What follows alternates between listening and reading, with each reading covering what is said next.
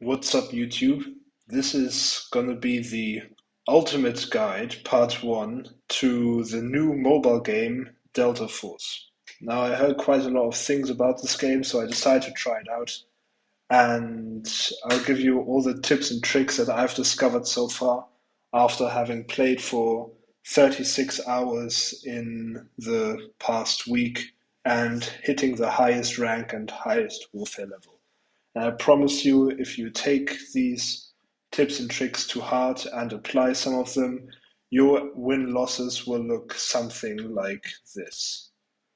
All victories with very occasional defeats. Please ignore this area as I do. Anyway, so let's begin by looking at the different classes. You've got Assault, Support, Engineer, and Recon. The assault operators, which you will all unlock, not just the assault operators, by logging in for the first week and days after. You've got three people, Viren, D-Wolf, and Nox. Each of them have their own abilities, so I'll begin going through them. So you've got the operator gadgets on the right here. As you can see, the motorized skeleton, it accelerates your movement speed and is really helpful in CQB. He can also slide, which all other operators cannot do, and his triple blaster grenade launcher is really helpful against large groups of infantry, or primarily when you encounter a tank. Now, as for Viren, this guy is a all-rounder, jack of all trades. He can do a little bit of everything. He's got a similar propulsion system, but rather than sprinting, this makes you jump, takes less fall damage, as you can see in the display here. And the magnetic bomb is very short range. You have to throw it, but this also does massive damage against enemy tanks and is really helpful in clearing out spaces which have cover, as you can see here as well. The Crouching Tiger is a grenade launcher which knocks down your opponents, and when they're knocked down, they cannot shoot back, which is a primary or very good opportunity for you to shoot them and try and win a gunfight before it occurs. Now, you then have support operators. These are basically medics. You've got Stinger and Toxic. Now, my favorite is this guy. With the heal pistol, you can heal yourself up to 6 times, and you can also shoot it to heal nearby friendlies.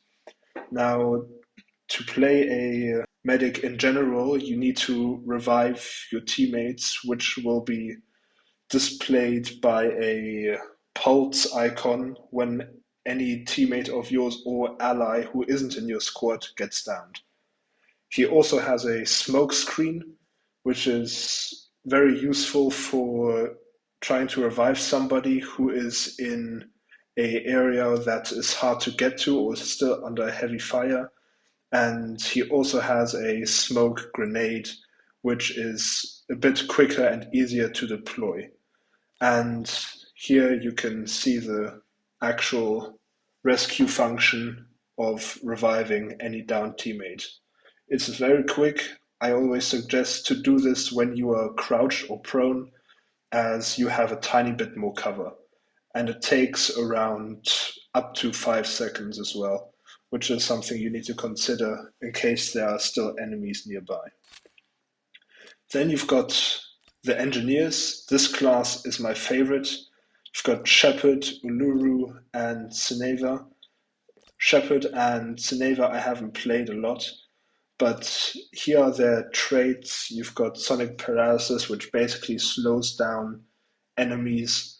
Any person of the same class won't be as affected as much by this as would a assault, recon, or support operator. Now, he also has a grenade and a sonic defense shield. and you have a trap which gets triggered by proximity to enemies. You can see on the left here 4 meters, and it just slows them down. But because this operator doesn't do very much damage, I don't like to play him. Now, my absolute favorite, Uluru. This guy is a beast. I believe he is going to be the first one to receive a nerf. This cannot be denied or confirmed, but you've got the following: the loitering ammunition, which is basically a guided missile, which you can either yourself fly and then impact to hit tanks, which damages them greatly, or you can hip fire it, in which case you can't steer it, but it will just fly to the nearest thing that it sees or straight. Now, if you get caught by gunfire whilst you're in the animation of pulling this out or whilst you're flying this drone, you basically won't have the time to react. It will kick you out instantly, and then you will be eliminated. The quick set cover is really helpful if you have got an area which you quickly need to bar off. You enemies and friendlies cannot vault over this. So if you want to block something off, you can use it for that. Or if you need cover to improve the defense of a location or creating very nasty angles, this is a really good way to do so. It's basically this game's version of Azami, if you've ever played Rainbow Six Siege. Happy for Siege X, hope it's coming soon. Then you've got a Molotov, basically. They've given it a fancy name, but this burns for quite a while, and it also burns through cover, which most other grenades or uh, weapons cannot do. And it's really helpful in just clearing out a room or just blocking off rotates. It's also really helpful if you're fighting a shield operator who cannot or who won't push through it and will give you the time to regroup or get around him. And if he does push through, he'll take enough damage that he flinches and you can shoot him in the foot. And the last one, battle hardened. This is what I was talking about earlier, where you have less effect of the same class perks. And then the last one, this is the riot shield operator. He can deploy barbed wire, which slows them down, but as far as I've seen, doesn't really do a lot of damage and can be destroyed quite easily after shooting it a couple of times in the center. You've got a grapple gun, which can pull enemies towards you, so you can bash them with your shield, which here also does damage. After 2 or 3 bashes, you would be eliminated. Rearguard is a passive trait. As you can see here, they've basically put the shield on your back. If you see this happen, just always shoot the legs. You will also hit them quite a lot if you have any semblance of regular aim, and you shouldn't worry too much about these operators unless you are actually in a closed off space and have no place to turn to. Then these guys are pretty strong. Then lastly, you've got the recon class. These are basically your snipers, but they can also bring weapons like SMGs. Now, Luna, her detection arrow, it will basically highlight enemies within the area of where it lands, regardless of whether they're behind cover or smoke. Her Volt arrow, as you can see here, this is similar to the incendiary grenade of Uluru, but it's electric. And this is also damaging and can be helpful in cutting off rotates or, as you see here, discovering people who are hiding around a corner. You've got a frag grenade, which is pretty straightforward, and enemy analysis. If you damage any enemy, even slightly, they will be marked momentarily, and this will be visible by your team and all other friendlies in your surrounding area. The other one is Hacklaw. She has a signal decoder which will basically allow you to find the quickest route, as you can see, via the lines on the floor to your nearest enemy, and allow you to have an advantage when peeking them. The flash drone is basically a mobile flashbang, and it sometimes doesn't actually deploy, which is something that I found after 36 hours of gameplay. But overall, this is a solid op, and Silent Step makes it really easy to sneak around, and the data knife is simply that, a throwable knife, which instantly downs any enemy. That's the operators themselves covered. Now, as for the melee weapons, or weapons in general, I'll start off with melee. This is fairly self-explanatory. You cannot change these unless you've got a skin, but it is very rare that you actually use them. Now here, class gadget, this is much more important. For assault operators, I would always suggest having the healing syringe, as you'll be mostly in the front line and will take quite a lot of damage.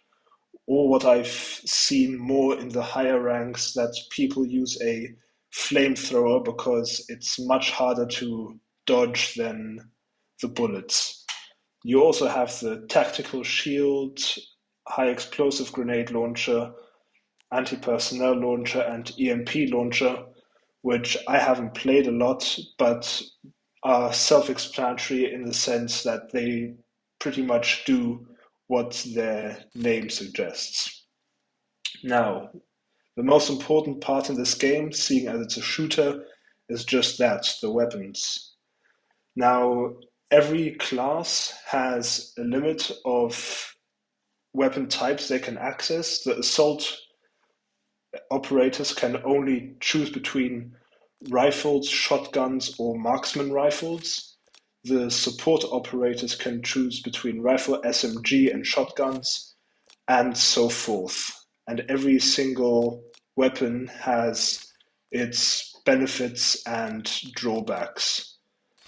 Now, the most important stats, in my opinion, are control and stability. Having the others will just be extras.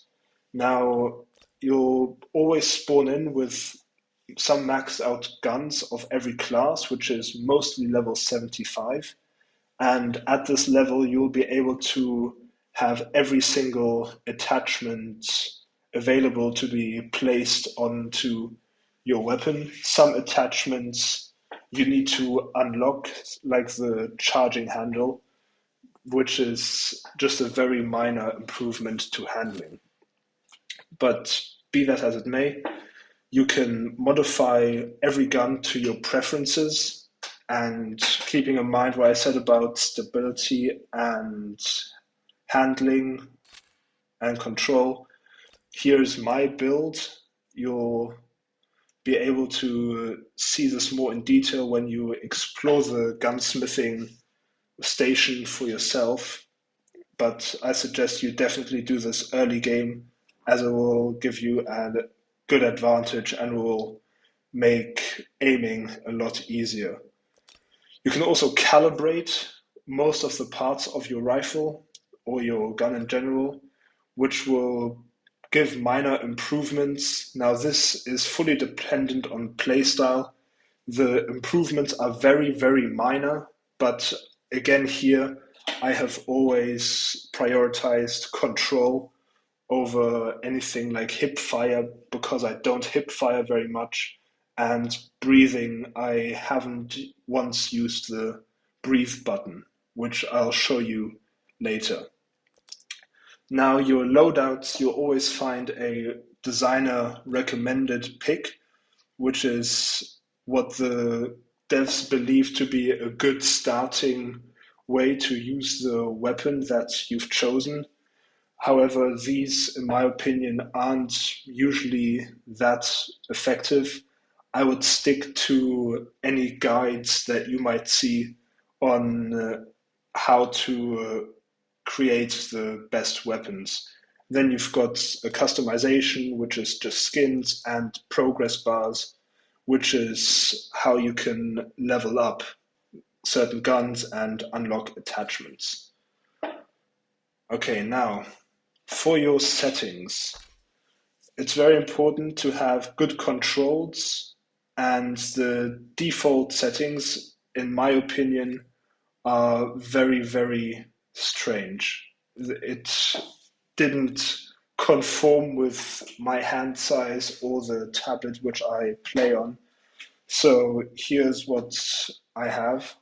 You should, one of the first things you do on your left here, you'll see lean buttons. If you set these up, you'll be able to lean around corners, and you can set it up to automatically aim once you click the button, or alternatively also that it automatically leans for you when the game thinks you're close enough behind cover for it to do so. Now, all of the other buttons, that's going to be down to preference, but feel free to take a screenshot of this if you think that this might be a good starting layout. Now, in general, you've got everything here, as you can see. This button here would allow you to revive all teammates, and any action, for example, reviving teammates, how long it takes, is displayed by this in-action tab here. Below this, you've got your weapons, which are always organized from primary, secondary, and above this you have the knife. Now, the left fire button here, which I have removed, is hip fire. I don't like hip firing. I think it's fairly useless. I manage just fine without it, but it's down to playstyle. Hip firing has the advantage of being able to shoot faster in terms of reaction time, but you'll be just fine without it. In the top left, you've got the mini-map.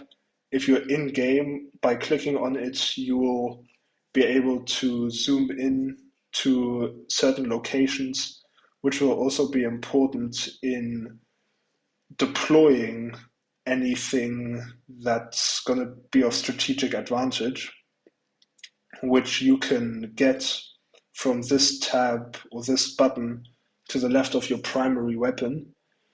It has certain point thresholds where you can either deploy smoke, vehicles, artillery barrages, guided missiles, and in certain modes, deploy night vision goggles. And everything has its benefits and drawbacks, which is outside of the scope of this. But using these regularly would be vitally important to achieving success. Yeah, you've got in the right side here, next to the fire button, you can jump, prone, and crouch, sometimes or slide, but the sliding is limited to the assault operators, and I believe also you can slide in operations mode, which I have not tried yet. But here, proning, there's a setting which I suggest you deploy, that by proning while sprinting, you dive down and get to the ground quickly, which it's helpful when you're stuck out in the open and need to find any little advantage that you might have. Here, the tactical gear gadget 6.8. The tactical gear and gadget will be class dependent. The gadget is also here in the bottom left. Now this can be a rocket launcher, a healing syringe, the grenade launchers that we covered earlier, or for the recon operators, things like recon beacons. This here is the magnification options of the scope that you have. There are red dots scopes with magnification and also thermal scopes. I always have a scope which has at least 2x magnification, but I'm not a very long range player. I'm primarily destroying or playing in vehicles and assault. This here is a blinding function.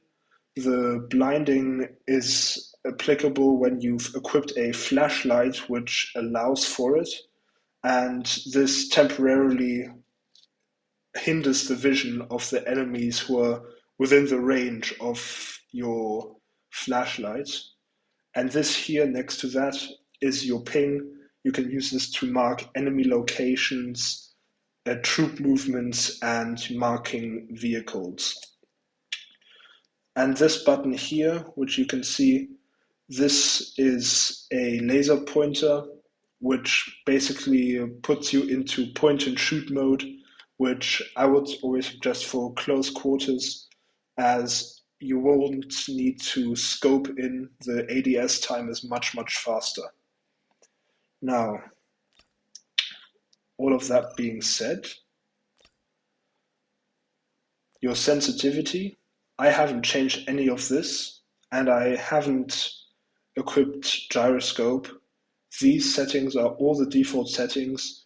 Now you can change these, but I would suggest to first either get used to the default sense or find a guide, which I might make at some point, to improve your sense to your preferences. Vehicles, the controls are very straightforward. You've got forward, backward, left and right. I use this layout as opposed to having a joystick or sliders. These are really in strange locations if you've got larger hands for the default settings. So especially if you have a small device, I would suggest to change this. Otherwise, you might fat finger all the time, which I know one of my friends does already, and it's quite frustrating when it happens. Yeah, that can conclude part one. I'll post part two very soon, where we'll be covering the different vehicles, how to play them, and also discussing individual maps or modes. So thank you for watching. I hope you enjoyed and that this was helpful. And I will or won't, depending on what you choose to do, see you next time.